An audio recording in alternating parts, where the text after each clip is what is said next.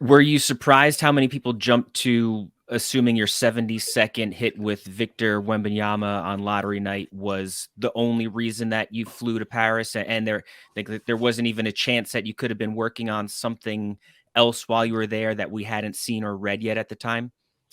Well, no, I mean, that's fine. That's the nature of it.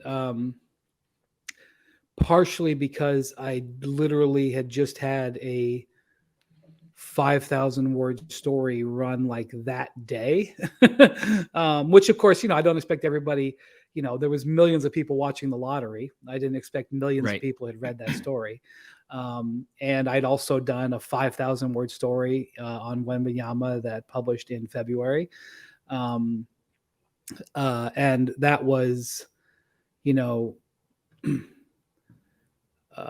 I covered game 6 of the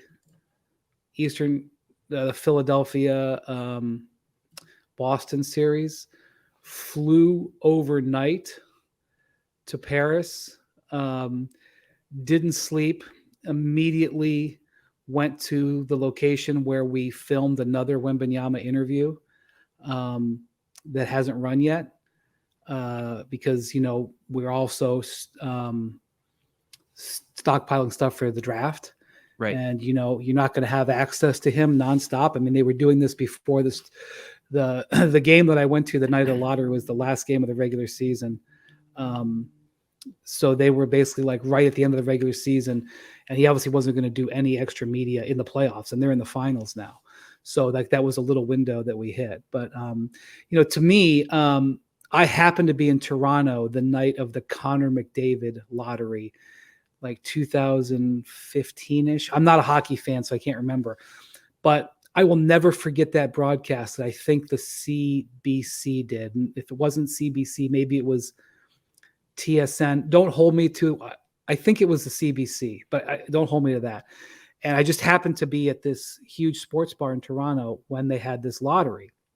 And the Maple Leafs had, like, I think the 4th highest odds of getting this guy, Connor McDavid, who was the Wembanyama of the 2010s for hockey.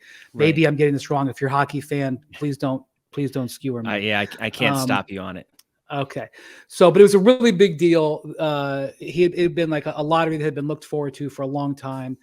And they do the lottery, and like within seriously 90 seconds, Connor McDavid is sitting on set with Elliot Friedman in studio in Toronto. And he's like, Connor, you're going to Edmonton. Your thoughts? And I always thought, like, wow, what amazing television that this guy literally found out where he's going to spend probably the most of, if not all of, his NHL career. And we are getting his thoughts within, 120 seconds. And I don't remember anything about the interview, but like, what an incredible thing. Right.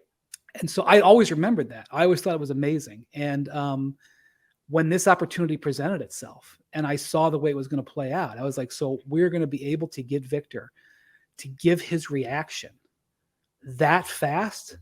Like, what an opportunity. And the fact that it was also happening in the middle of the night in Paris, I mean, that's a one-off career opportunity. Yeah. So of course, and here's the other thing, like, because of the week that I spent in Paris in January, I have met all of these people in his life, his parents, his coaches, not just his current coaches, his coaches when he was 12, his coaches when he was 14, his coaches when he was 16, teammates. So like at this party that he threw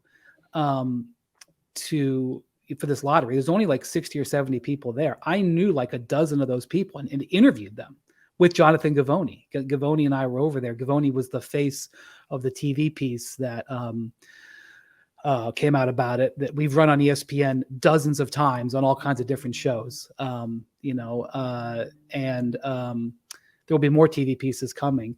But the fact that I now have a basis of operations is invaluable with him, I now know his youth coaches and stuff. And so that was all huge. I think the fact that, that it happened the week of, I think there had been some ESPN layoffs on that week, which obviously is unfortunate. I would just say that I've been in the media business for full time for 23 years now. And unfortunately, I have been through layoffs at my company like 7 or 8 times. It is a reality of the media. It sucks. We lost colleagues. It's a real easy thing to poke at. I would just say that I think that week, well, I won't even go into the details. Let's just say that ESPN spends a lot of money on a lot of things. Sure. And it cost more money for me to cover the Eastern Conference Finals than it did for me to go to Paris. I understand that on the surface level, right, the optics. The optics were a certain way. But I thought it was an incredible once in a career opportunity. And even if the interview wasn't good, which kind of how could it be? I literally had 75 seconds that I had a 75-second window because we had to start a Western Conference Finals game. And, we were dealing with delays overseas and, foreign crews, and Victor himself having to do this in the middle of like the biggest moment of his life. The fact that we were able to get him to talk about those things within 2 minutes, I thought was a great accomplishment, and I won't let anybody, put me off of it.